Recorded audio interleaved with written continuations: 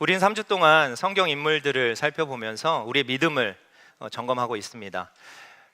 인물들을 살펴볼 때 우리가 오해하지 말아야 하는 것은 그들의 환경이 우리보다 좋아서 믿음이 좋다라는 게 아닙니다. 그들이 우리보다 더 월등한 어떠한 실력을 갖고 있어서도 아니라는 것이 성경의 가르침입니다.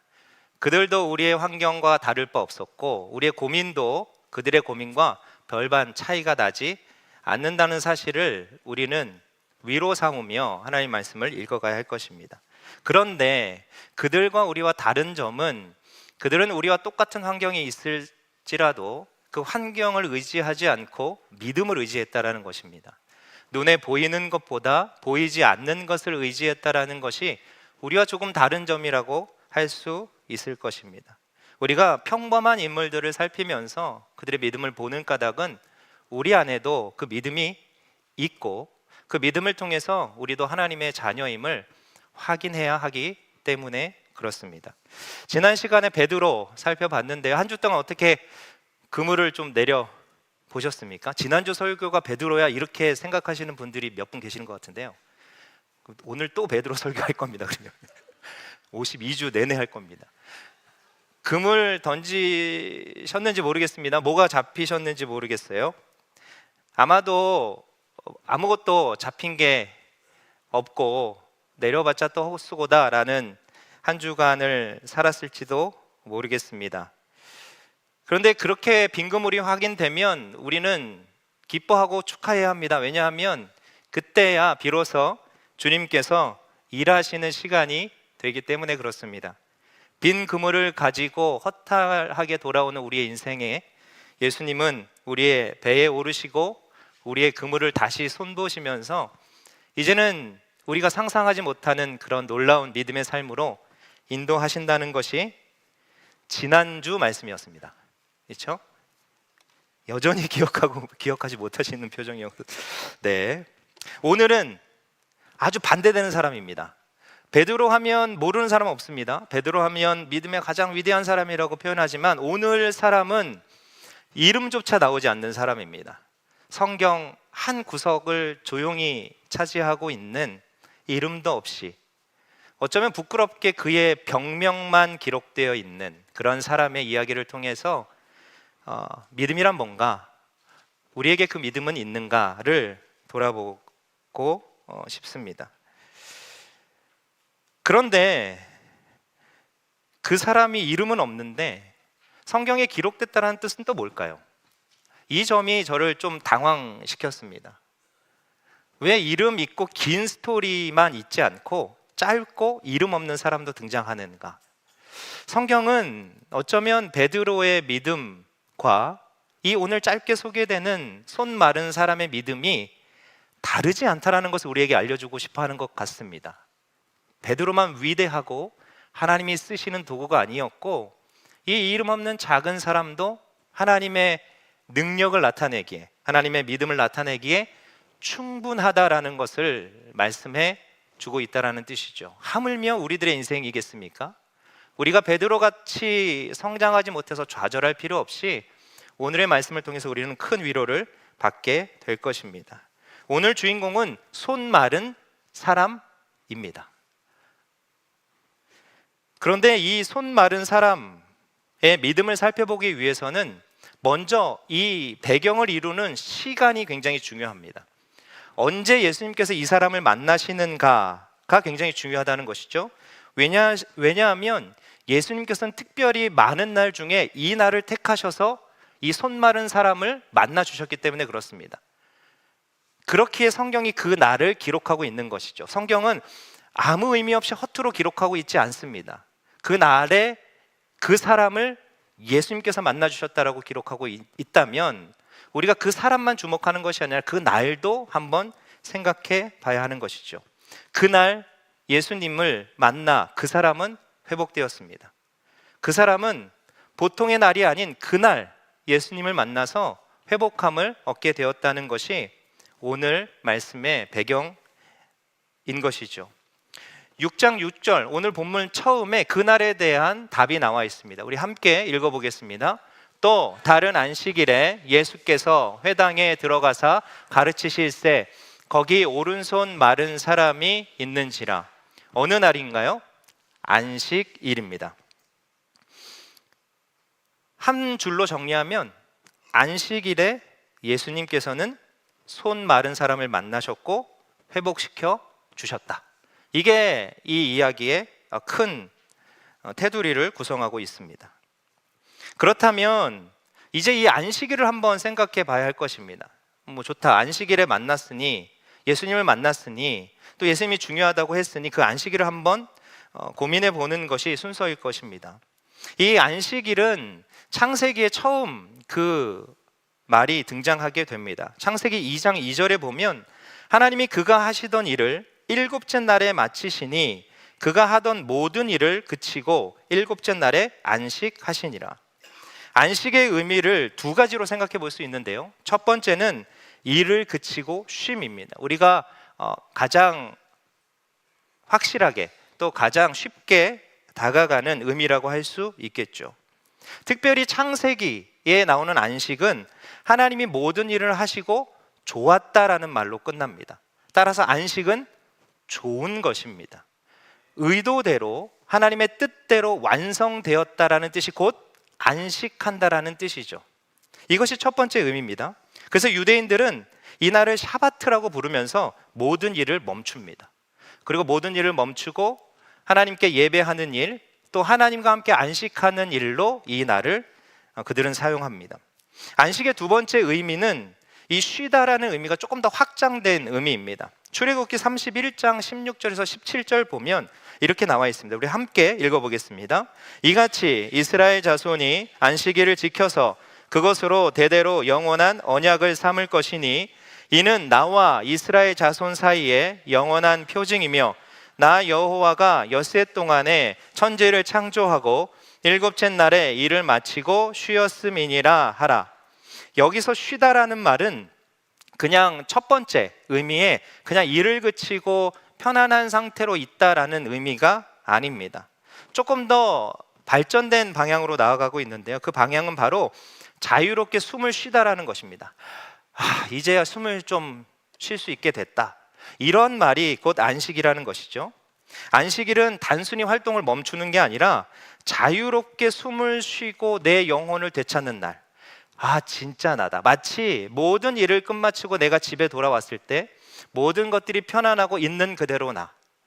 외모적으로 잘 가꿔지지 않아도, 사회적으로 높지 않아도 그냥 나를 나 그대로 받아줄 수 있는 그 상태와 그 상황을 바로 안식이라고 이야기한다라는 것이죠. 그런데 이 안식이라는 의미를 생각해 보면 왜 안식이 이런 의미일까를 유추해 볼 수 있습니다. 즉, 이전에는 이러한 자유와 쉼이 없었다라는 걸 전제로 하고 있다는 것이죠. 하나님께서 특별히 모세에게 말씀하실 때 이제 안식일을 줄 거다라는 말은 모세의 이전 시대는 뭐 하지 못했다라는 것을 의미하는가 하면 안식하지 못했다라는 것을 의미하고 있다라는 것이죠. 모세의 스토리를 기억하실 것입니다. 모세 하면 출애굽이 가장 먼저 떠오르는데요. 출애굽 후에 하나님께서 이 안식일에 계명을 주셨습니다. 왜일까요? 이들은 애굽에 종살이 하던 사람들이었습니다. 노예에게는 쉼이 허락되지 않기에 하나님의 백성들을 향한 하나님의 사랑은 그들에게 쉼을 허락하겠다라는 말로 누가 진짜 왕이냐? 누가 너를 진짜 사랑하는 자냐? 누가 너를 인도하고 누가 너를 보호하는 자냐라는 것을 하나님은 안식일을 통해서 하나님의 백성들에게 말씀하시는 것입니다. 이렇게 말씀하시는 것이죠. 이제 너희들은 더 이상 애굽의 노예가 아니다. 내가 안식일을 통해 너희를 쉬게 하고 너희들의 영혼을 새롭게 할 것이다 라는 것이 바로 안식일의 뜻이라는 것이죠. 한 번도 쉬지 못했습니다.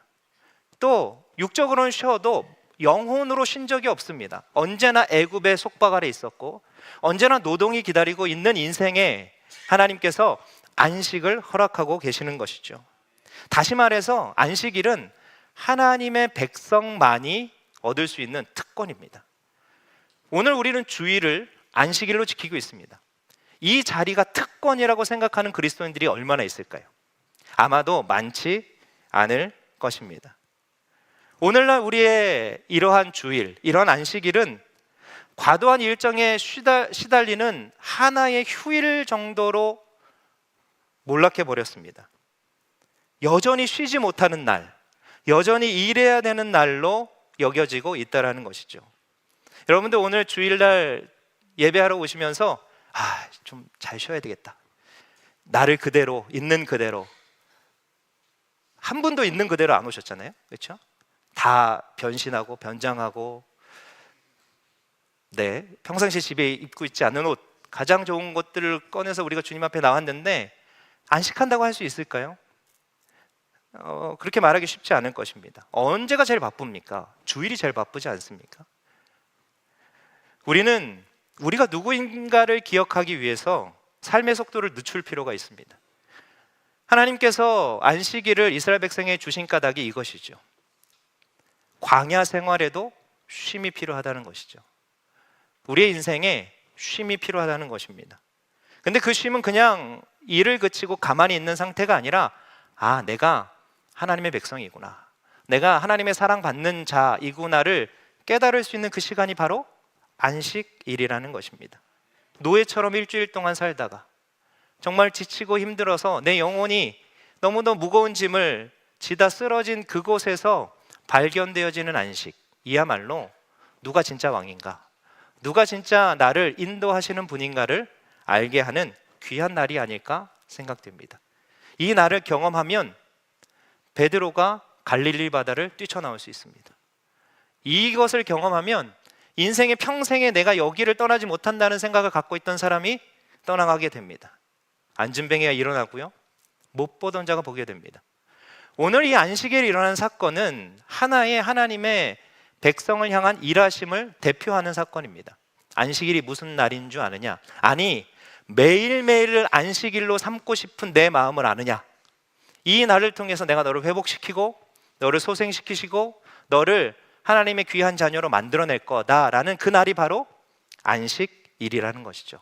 그래서 예수님께서 이 안식일에 이 손 마른 사람을 만나시는 것입니다. 안식일에도 온전한 쉼을 경험하지 못하는 이유가 있을 것입니다. 우리가 복음에 집중하지 않는 것이죠. 세상의 소식이 또 하나의 복음이라고 여기고 있기 때문에 그렇습니다. 세상이 우리에게 무엇을 말하고 있나요? 멈추지 말라고 이야기합니다. 24시간이 부족하다, 365일이 부족하다, 아니 평생이 부족하다, 평생 몰두하고 집중해야 성공이라는 것을 이룰 수 있고 마침내 그 성공을 이뤄야지만 마침내 너가 행복할 수 있다는 것이죠. 그 순간까지 오르기 전에 고통과 좌절과 인내는 필수적인 것이다 라고 얘기하고 있는 것이죠. 우리는 거기에 마음을 뺏겨버렸습니다. 지금 앉아있는 이 시간에도 세상의 분주함 때문에 마음을 둘 곳을 찾지 못하고 있는 것이죠. 세상은 우리에게 쉼 없이 일하라고 합니다. 근데 반대로 또 뭐라고 얘기하는지 아십니까? 쉼 없이 놀라고 얘기합니다. 쉼 없이 일하라와 쉼 없이 놀라 사이에 우리는 쉼 없이 번갈아 가면서 하고 있는 것이죠. 안식이 없습니다. 절대로 세상은 우리에게 안식을 주고자 하지 않습니다. 또 성공을 향한 욕심의 노예가 되라고 얘기합니다. 그러면서 동시에 욕심만 나아가기에 너무 즐기지 못하냐? 그러면 욕망의 노예도 되라, 이렇게 얘기합니다. 두 개가 전혀 다른 개념인데요, 두 개가 하나로 합쳐집니다. 쉼 없이 일하는 것과 쉼 없이 노는 게 어떻게 같아질 수 있나요? 근데 우리는 두 개를 다 하고 있다는 것이죠. 세상의 소식에 우리를 맞춰가는 것을 우리는 익숙해하고 있고, 주님의 귀한 날인 이 날에마저도 우리는 그런 모습을 감추지 못하고 주님 앞에 나아가고 있습니다. 왜 안식일이 이렇게 됐을까요? 그 원인을 살펴보는 게 중요할 것입니다. 왜 하나님께서 창세기 2장 2절에 아름답게 만드셨고 완전하게 만드셨고 보기에 너무 좋았던 이 날이 왜 하나님이 고개를 돌려야만 하는 그러한 죄의 날이 되어버렸을까요? 바로 그 죄 때문에 그렇습니다. 복을 주시며 기뻐했던 날, 이 하나님의 복을 거부하고 우리 자신의 기쁨을 취하는 날로 바뀌어버린 까닭은 우리의 죄 때문이죠. 죄는 하나님의 눈으로 아름다움을 정의하지 않습니다. 죄는 우리의 눈으로 아름다움을 정의합니다. 내가 보기에 좋은 것이 아름답고 좋다라는 것을 우리는 누구나 동의하면서 살아가고 있습니다. 죄는 하나님의 사랑을 의지하기보다 세상이 주는 사랑을 의지합니다. 하나님의 사랑보다 돈이 조금 더 중요하죠. 세상의 사랑이면 안식일도 건너뛸 수 있습니다. 죄는 하나님의 일하심에 영광을 돌리게 하지 않고 우리의 일에 영광을 돌리게 합니다. 만족을 누리게 한다는 것이죠. 그래서 우리가 이 죄 때문에 세상을 떠나지 못하는 것이죠. 세상을 떠나지 못하면 안식하지 못한다는 것입니다. 이 죄를 해결하기 위해, 우리를 참 안식으로 인도하기 위해 노예처럼 살아가고 있는, 세상의 노예처럼 살아갈 수밖에 없는 우리를 불쌍히 여겨서 이 땅에 오신 분이 바로 예수 그리스도십니다. 그분의 오심은 마치 월화수목금토만 있던 날에 주일을 허락하신 것과 마찬가지입니다. 우리가 만들어낼 수 없는 쉼, 우리는 반복할 수밖에 없는 그 삶의 굴레를 주님께서 끊으시고 다시 사심을 통해 새로운 날을 허락하신 그 날이 바로 안식일이라는 것이죠. 죄의 노예를 하나님의 자녀로 부르는 날, 세상의 멍에를 하나님의 힘으로 바꾸는 날, 그날이 바로 안식일이라는 것이죠. 오늘 주인공이 그 날에 있는 것입니다. 그 날에 있다면 이미 우리는 다 읽기 전에 안식일에 주님이 손 많은 사람을 만났다라면 사실 끝난 겁니다. 안식일이 어떤 날인지 알고 있다면, 예수님이 어떤 분인지 알고 있다면 손 마른 사람이건 안진뱅이건 눈먼 자건 소용없다는 것이죠. 근데 우리의 관심은 눈이 멀었네, 손이 말랐네, 일어나지 못하네, 여기에 있다라는 것입니다. 귀한 회복의 날을 보지 못하고, 귀한 회복의 주인을 보지 못하고 우리의 문제에만 휩싸여 있는, 그것이 바로 우리의 죄인된 모습이라는 것이죠. 오늘 손 마른 자는 그 날을 살아가고 있었습니다. 안식할 수 없다, 안식할 수 없는 인생이다 라는 것이 손 마른 자가 보여주는 삶입니다. 그가 안식할 수 없었다는 말은 어디서도 알 수 있냐면요, 오늘 본문에 보면 예배의 장소에 이 손 마른 자가 들어가게 됩니다. 근데 예배를 어떻게 드리는지 한번 상상해 보면 좋겠습니다. 그 예배 자리에 누구도 있냐면요, 바리새인도 있습니다. 손 마른 자의 예배 자리는 어디였을까요? 앞에, 중심에, 또 주목받는 그곳이었을까요? 아니면 구석에 있는지 없는지, 오는지 가는지 모르는 그 자리에 앉는 사람이 손 마른 자였을까요? 분명히 손 마른 자는 구석에 앉았을 것입니다. 그리고 중심에 바리새인들이 앉아 있었겠죠. 높은 곳이라고 이야기했습니다. 지금 우리처럼 이렇게 돼 있지 않고 지금의 예를 들면 2층 정도가 되겠네요. 바리새인들은 2층에 앉았다라고 얘기할 수 있고요, 또 일반 사람들은 1층, 또 저 구석에 앉았다라고 할 수 있을 것입니다. 예배에서조차도 쉴 수 없는, 예배에서조차도 인정받을 수 없는 사람이 바로 손 마른 사람이었다는 것이죠. 성경은 하나의 힌트를 더 주고 있습니다. 그의 삶이 얼마나 힘들었을까, 그의 삶이 얼마나 고통스러웠을까를 성경은 놓치지 않고 기록합니다. 어떤 손이 말랐다고 성경이 기록하고 있나요? 네? 왼손 아니면 오른손입니다. 네, 50%입니다. 오른손입니다. 네. 오른손은 유대인이 생각하기에 생명과 직결되어 있는 곳입니다. 힘, 능력, 의로운 복됨이 어느 손에서 나온다고 생각했냐 하면 오른손에서 나온다고 생각했습니다. 그래서 주님의 오른손이 나를 붙드신다, 이런 고백을 굉장히 좋아했습니다. 주님의 오른손으로 천지를 다스리시고 주님의 오른손으로 복 주시고, 이런 말들을 유대인들이 즐겨 썼다는 것이죠. 오른손이 굳어 있습니다. 그런데 이 손이 굳은 사람이 그냥 왼손이 굳은 것도 아니고 왼발이 굳은 것도 아니고 오른발도 아니고 그들이 생명처럼 여기는 오른손이 굳었다는 것이죠. 무엇을 보여주는 걸까요? 가망 없는 인생입니다. 정말로 고통밖에 남지 않은 인생이었다는 것이죠. 삶이, 몸이, 영혼이 노예를 떠나서 이제는 거의 회생 불가한 그런 상태였다는 것을 성경은 우리에게 이야기합니다. 손 마른 사람에게는 무엇이 없었을까요? 안식이 없었습니다. 그러나 안식일은 계속 돌아왔습니다. 매주마다 안식일이 돌아왔고 손 마른 사람은 매주마다 그 안식의 자리에 참여하고 있었습니다. 그런데 그 자신은 안식을 한 번도 경험해 본 사람이 아니었다라는 것이죠. 그런데 예배 자리에 한 번도 안식을 경험해 보지 못한 이 손 마른 사람이 지금 본문을 보면 누구를 주목해 보고 있는가 하면 예수님을 주목해 보고 있습니다.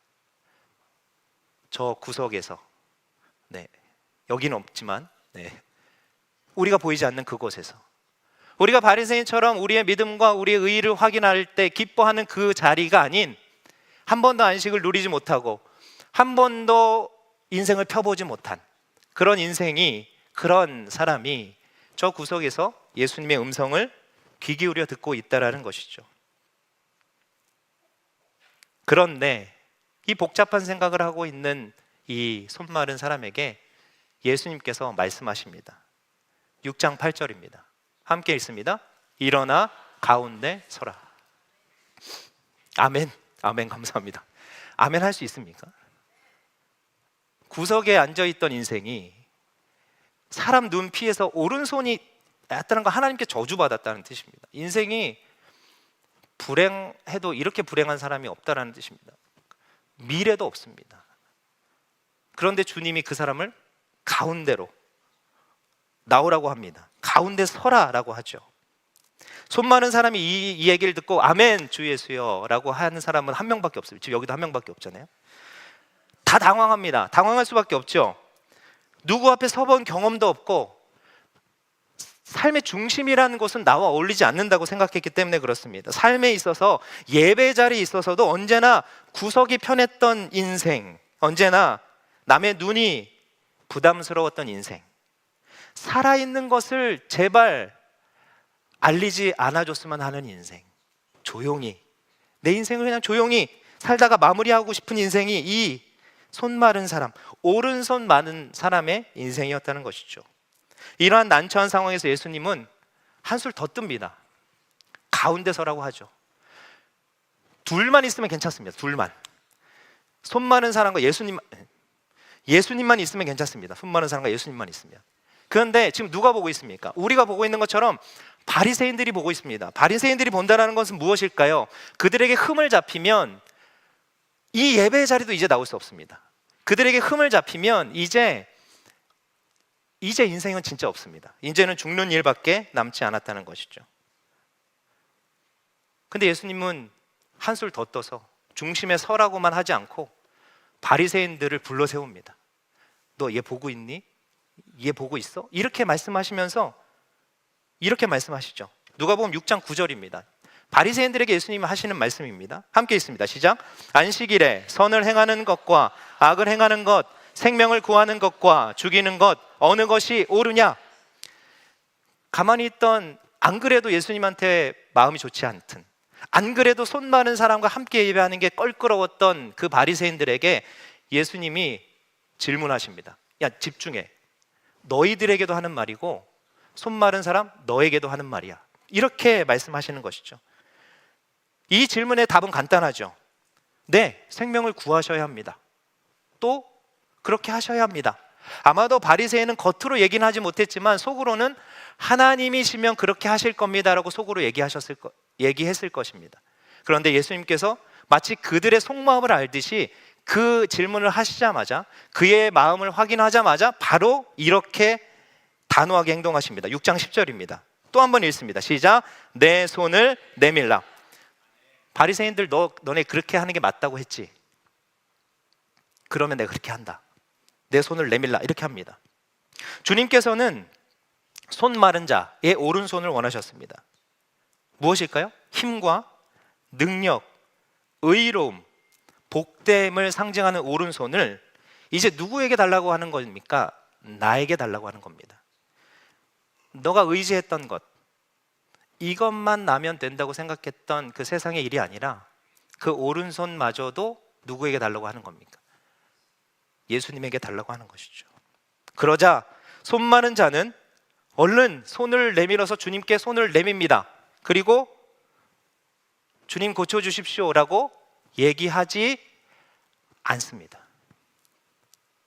여기서 아멘 하고 끝내시려고 그랬죠. 네, 그리고 해피엔딩으로 와, 손 말랐다 다들. 뒤가 더 중요합니다. 뒤가. 네. 다 끝났습니다. 조금만 더 인내하고 기다리시면 좋겠습니다. 아멘하고 박수 치고 끝나는 짧은 설교가 아니라 뒤에 더 중요한 이야기가 남아 있습니다. 왜냐하면 이제 이 오른손 마른 사람의 믿음을 보아야 하기 때문에 그렇습니다. 여기까지는 다 예수님이 만드셨습니다. 부르셨고요, 찾아오셨습니다. 그날의 의미를 설명하셨고 또 바리새인들도 불러 세우셨습니다. 준비는 다 끝났습니다. 이제 오른손 마른 사람이 어떻게 할지 결정하면 됩니다. 예수님께서 오른손 마른 자에게 손을 내밀라고 하셨을 때 손 마른 자는 바로 선뜻 오른손을 내밀 수 없었을 것입니다. 왜일까요? 바리새인이 보고 있었기 때문에 그렇습니다. 그들이 나를 험담하면 어떡할까? 그들이 나를 모함하면 어떡할까? 그의 오른손은 변하지 않는 현실이었습니다. 그의 오른손은 지금까지의 상황이었습니다. 그래서 익숙합니다. 이렇게 살아도 됩니다. 사실 좀 아쉽긴 해도, 좀 불편하긴 해도 이렇게 살아왔고 살아갈 것입니다. 고쳐주시면 좋고 아니어도 뭐 쏘쏘한 그런 인생이라고도 할 수 있겠죠. 그의 현실을 항상 현실에 숨기듯이, 그의 오른손을 항상 숨기듯이 그는 주님 앞에 나갔을 것입니다. 언제나 그의 오른손은 주머니에 숨겨져 있고 바지 주머니에 있었겠죠. 그렇게 나갔다는 것입니다. 우리는 이 상황에서 손을 내밀 수 있을까요? 우리도 내밀지 못합니다. 우리 역시 작은 믿음에서 예수님의 부름을 받는다는 사실을 기억해야 한다는 것이죠. 이런 상황에서 손 마른 자가 바리새인들 앞에서 예수님께 손을 내밀었다라는 뜻은 무엇일까요? 믿음의 결단을 했다는 겁니다. 평상시에 하지 않았던 그것을 했다라는 것입니다. 어이구 고쳐주십시오. 어이구 이렇게 이런 관계가 아니라요. 이게 어떻게 전달되면 좋겠는데요. 네. 절대 할 수 없는 일입니다. 이 오른손 마른 자가 생각할 수 없는 일이었다는 것이죠. 근데 어떻게 시도할 수 있었습니까? 예수님의 찾아오심과 말씀 때문에 가능했다는 것이죠. 그게 믿음입니다. 예수님의 말씀에 응답하여 몸을 옮기는 것, 그게 바로 믿음이라는 것이죠. 예수님께 손을 내밀기로 결단한 것은 사람들의 눈을 의식하면 할 수 없었습니다. 그런데 예수님에 집중한 인생이면 할 수 있었습니다.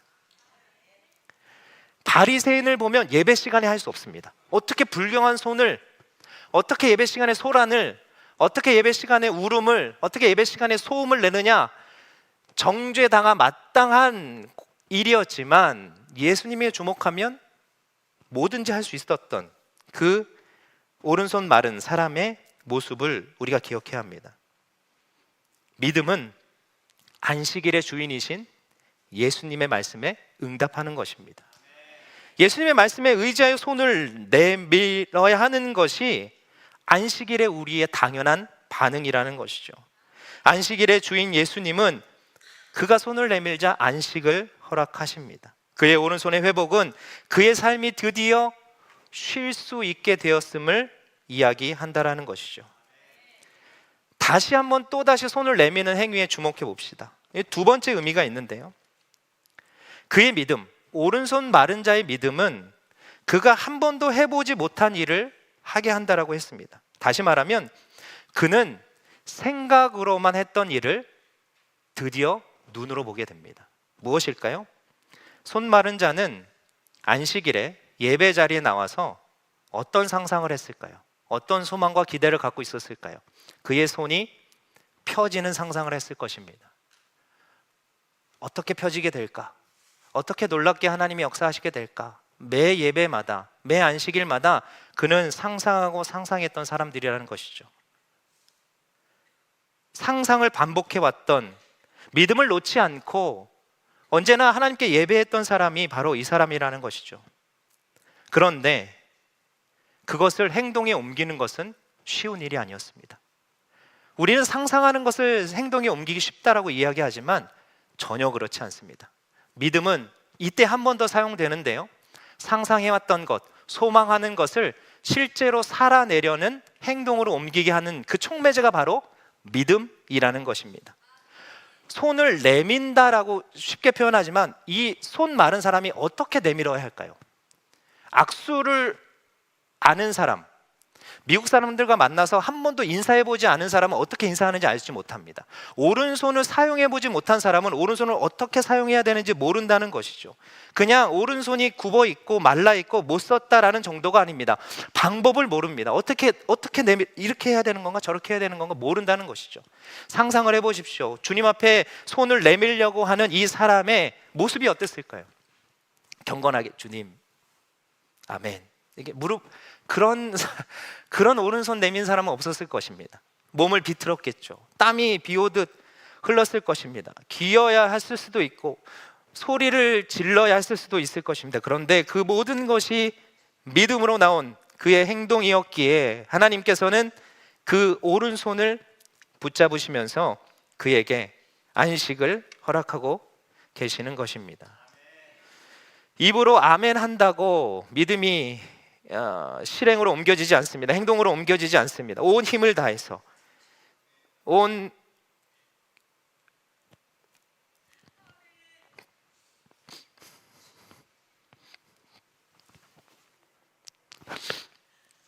힘을 다해서 손을 내밀어야 하는 것이죠.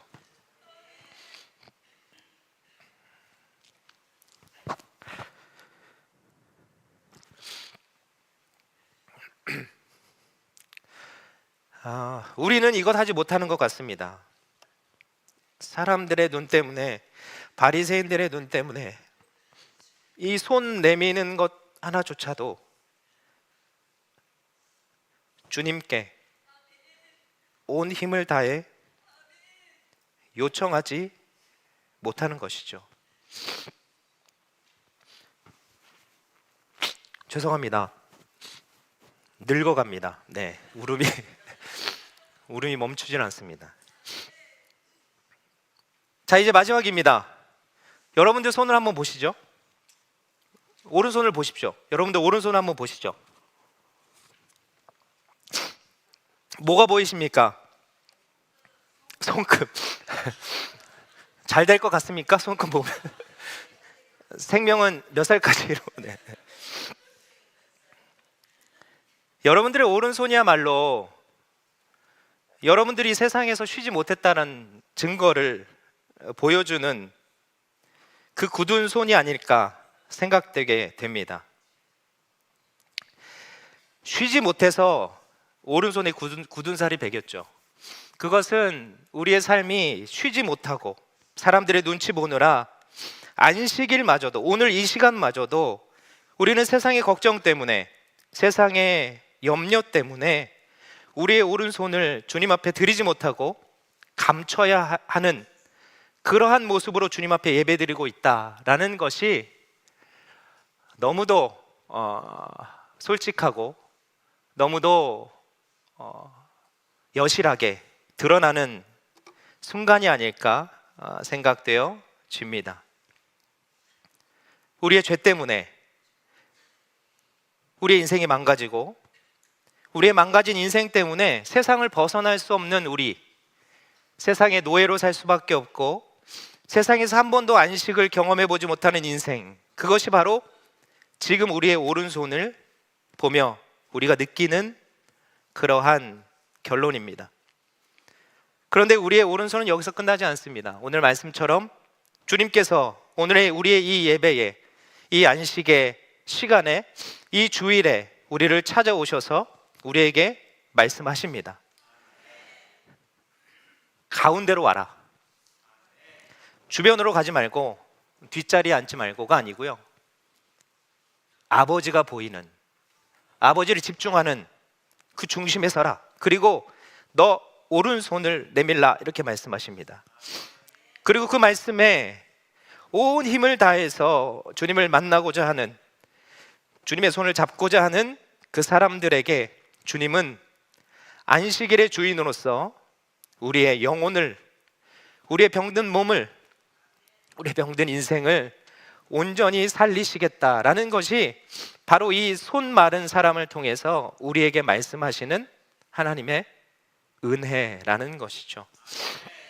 더 이상 우리는 세상의 노예가 아닙니다. 다시 말하면 죄의 노예가 아니라는 것이죠. 하나님의 자녀입니다. 그것을 확인하는 시간이 바로 오늘 이 시간이며, 그 확인을 힘으로 얻어서 한 주간 동안 살아가는 하나님의 자녀가 바로 우리라는 사실을 우리는 오늘 이 시간에 경험하고 깨달아야 한다는 것이죠. 하나님께 손을 내민 자마다 주님께서는 야, 너 좋은 반지 꼈구나, 너 열심히 살았구나, 금반지구나, 다이아몬드구나, 이렇게 해서 우리에게 말씀하시는 분이 아니십니다. 우리의 손을 보고 우리를 판단하시는 분이 아니십니다. 죄의 노예에서 그 거친 손을 붙잡으시면서 예수님께서 흘리신 피로 말미암아, 예수님께서 내어주신 살로 말미암아 우리가 거룩하고 영광스럽고 힘 있는 자로 변화되었다는 것을 일깨워 주시는 그분이 바로 살아계신 예수 그리스도라는 것이죠. 오늘 거룩한 예배를 통해서 주님의 안식을 여러분들은 선물로 받았습니다.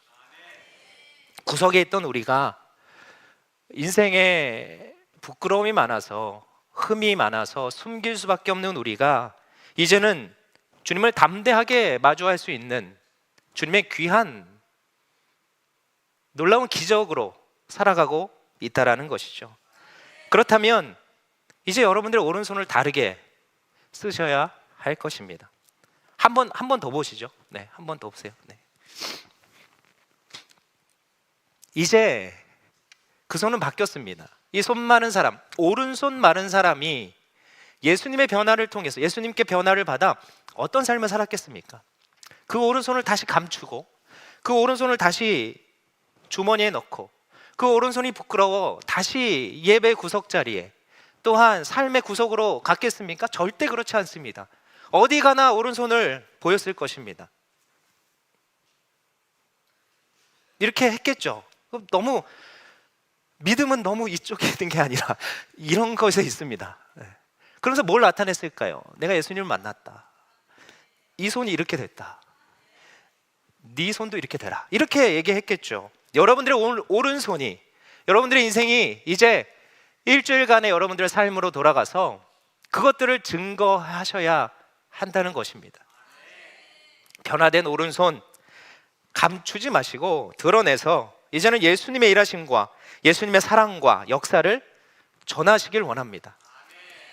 삶을 살다 보면 그런 손 마른 자가 또 보일 것입니다. 그때 바리새인처럼 판단하지 마시고요, 아우 저 사람 하지 마시고, 우리의 손이 그렇게 되었다는 사실, 우리도 그렇게 나음을 받았다는 사실을 잊지 말고, 우리의 오른손, 이 오른손은 이제 우리의 오른손이 아닙니다. 주님께서 변화시켜 주신 하나님의 능력이 가득한 오른손이라는 것이죠. 그 오른손을 그들에게 펴서 그들을 일으켜 세워 주시기 바랍니다. 우리의 형제와 자매가 그것을 기다리고 있다라는 것이죠. 우리의 가족이, 우리의 이웃이, 우리의 병든, 힘든, 외롭고 고단한 인생이, 안식을 모르는 인생이 그 오른손을 기다리고 있다는 사실, 주님께서 그 오른손을 변화시켜 주셔서 그들에게 전해지길 원한다는 사실, 그 사실을 기억하여 여러분들의 오른손이 일주일 동안 정말로 많이 사용되어지는, 정말로 온전히 드러나는, 정말로 온전히 힘과 능력으로 나타나는 귀한 한 주간 되시기를 간절히 소망합니다.